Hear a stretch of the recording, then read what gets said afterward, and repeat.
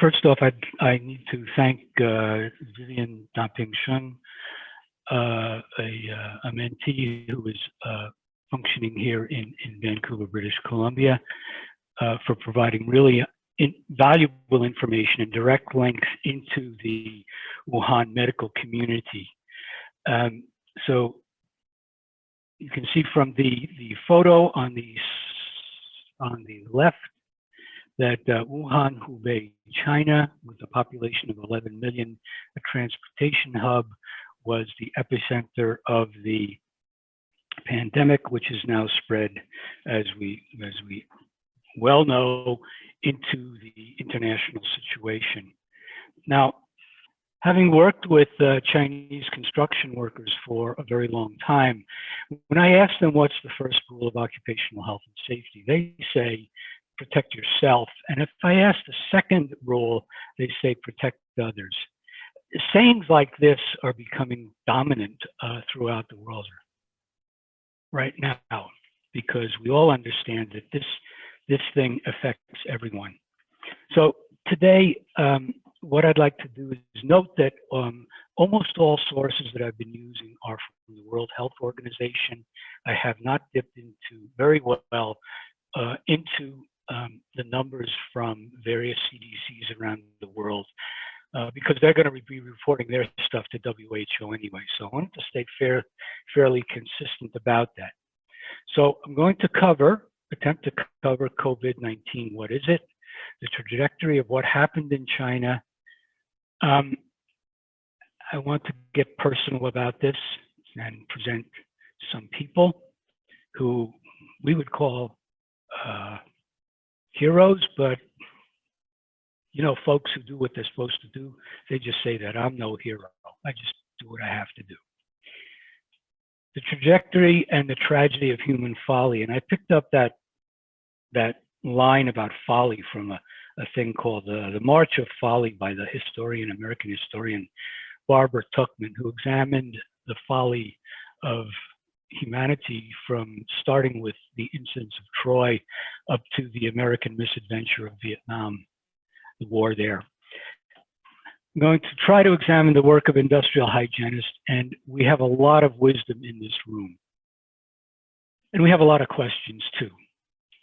So the virus is named SARS-CoV-2, severe acute respiratory syndrome, and it's the virus that causes the disease. Now, let's do some comparison. There were 774 deaths from SARS-1 in 1973.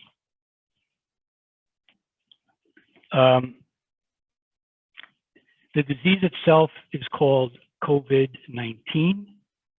The signs and symptoms are asymptomatic to symptomatic to death. It's a novel coronavirus. It's a zoonosis. There's an animal reservoir for which humans have no known immunity.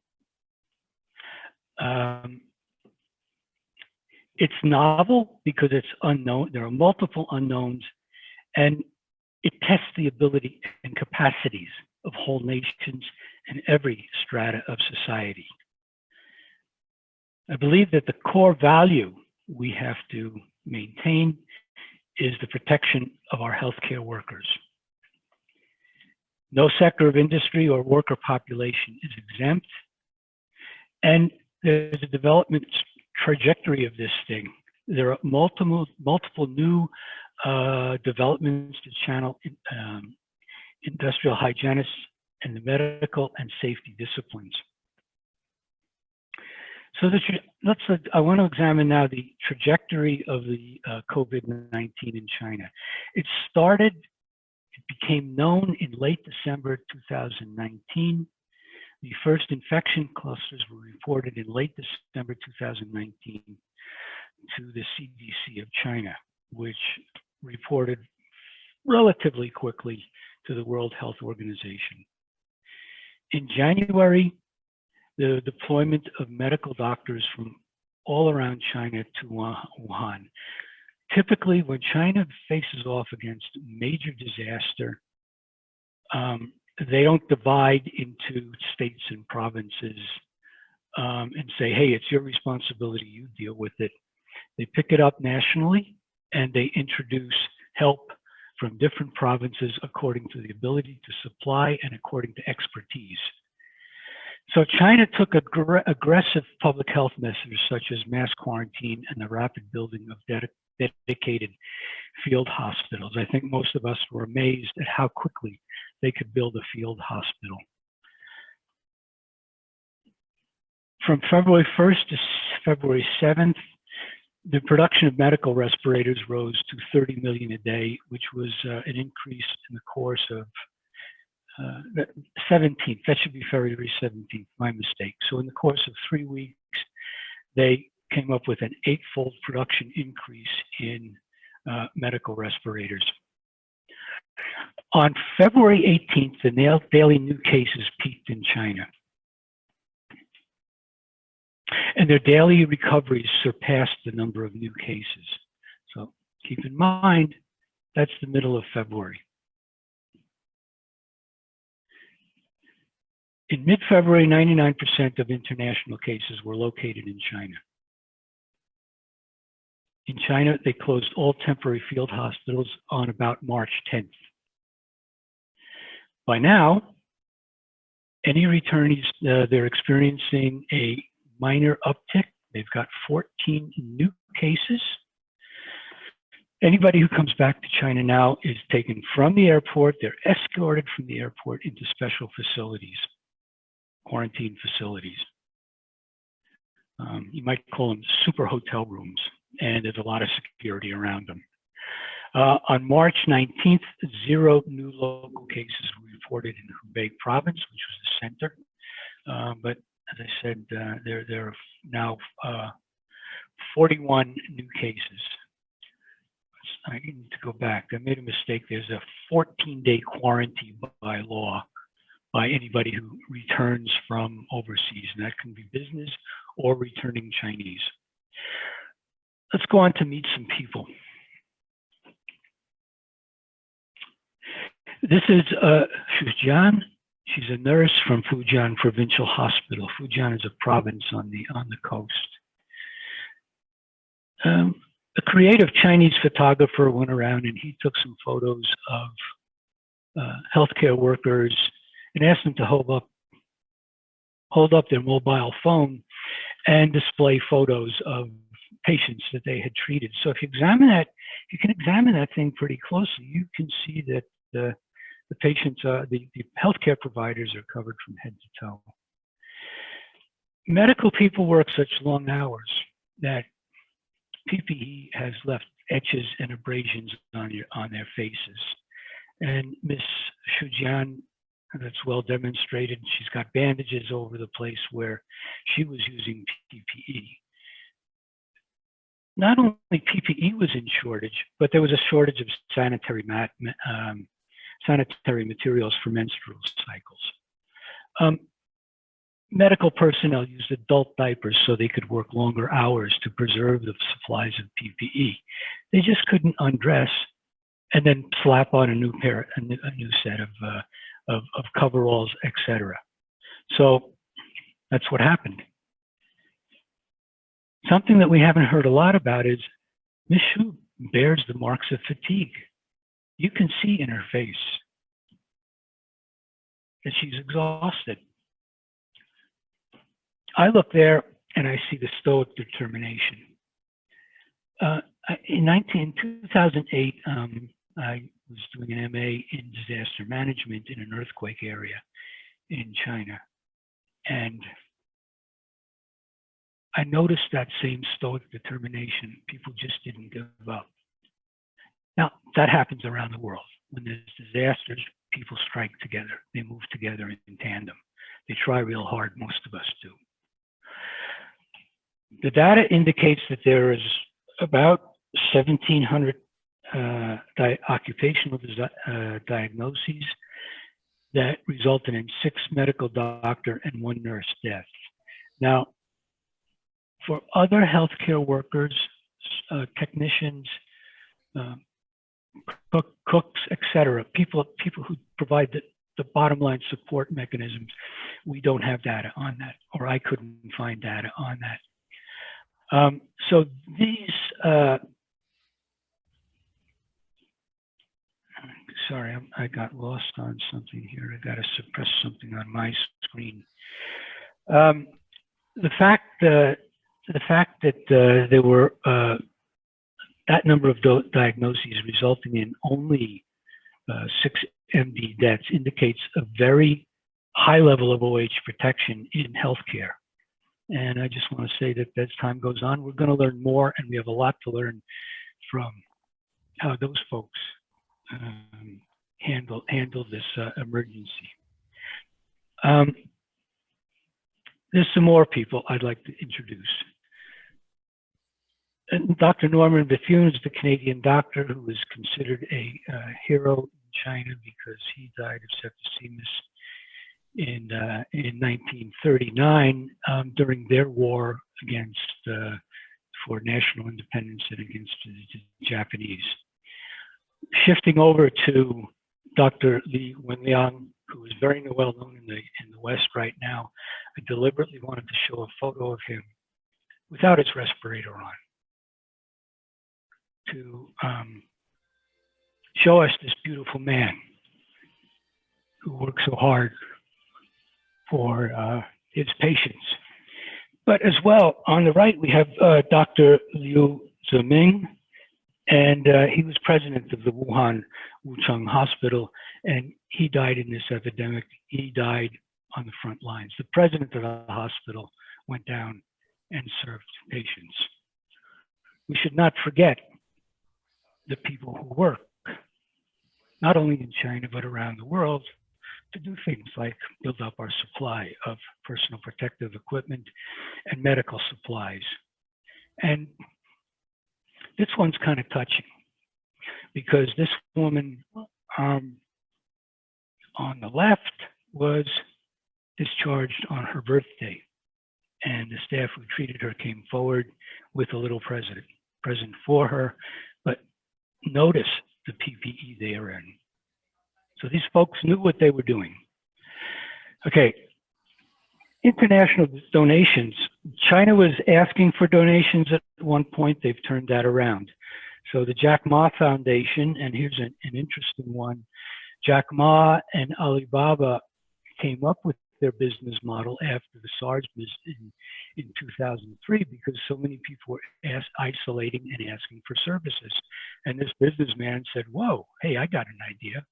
And he built an empire out of it. So right now we see the Jack Ma Foundation out of China donating for 54 African nations that number of PPE and online training. They've shipped to date 8 tons of medical supplies and protection supplies to Greece. The train to Spain will be arriving in about a week and a half or 2 weeks. And medical teams and stuff, other stuff, medical supplies, PPE have gone to Italy. So now I'd like to examine a bit of the trajectory of the disease. On February 4th, the WHO General Secretary reported that 99% of cases were in China, and there were only 176 confirmed cases outside China. February 4th, not so long ago. Time goes by very quickly on this thing. At that time, he said, WHO has received complete case reports for only 38% of all cases. Some high-income countries are well behind in sharing this vital data with WHO. I don't think it's because they lack capacity. Let's think about this. Why not? I'm not going to give an answer. It's for people to think about. It was not taken seriously, in my estimation, in the West until much later. WHO Secretary also said there's a window of opportunity because of the strong measures China is taking at the epicenter, at the source. So let's use this opportunity to prevent further spread. Then, in the beginning of March, the original epicenter shifted into a multi-region international pandemic with the European section region as its epicenter. I draw the conclusion that many people tried to do a lot of things. I had a conversation on the weekend with the industrial hygienist of one of the regional health authorities in the Vancouver, Canada area. And he said that in the beginning of February, as an industrial hygienist, he started talking to his management and to the BC Centers for Disease Control, and he wasn't making a lot of headway. So a lot of people tried up front to get stuff because they knew what was coming, or they could predict what was coming. Okay, now look, here is a graph. This is from the Hong Kong equivalent of the CDC, and we can see the epidemic curve in mainland China, and there was a similar experience in Singapore, Korea, and Taiwan. The huge line in the center is the date that China changed its diagnostic measures. So that thing and how it affects the overall epidemiological curve will be clarified somewhere down the road. But the trend line in that curve is clear, that once they cleared the original hurdle in mid-February, there was a steady downhill decline until now. This disease in China is essentially background noise with the threat of reintroduction. At that time, around the middle of February, WHO said this is the first pandemic in history that could be controlled. The great advantage we have is that the decisions we all make as governments, business, etc., can influence the trajectory of this epidemic, but there's an uneven epidemic at the global level. So let's look at today's situation, and this is from the weekend. In yellow is the general curve, epidemic curve in Asia. The black arrow indicates where, if the beast had not spread to the rest of the world, what would have happened? We would have had a steady decline. But due to, I believe, lack of preparation and initiative in other countries, we saw a different kind of reintroduction and an even more difficult logarithmic increase in the other regions of the world.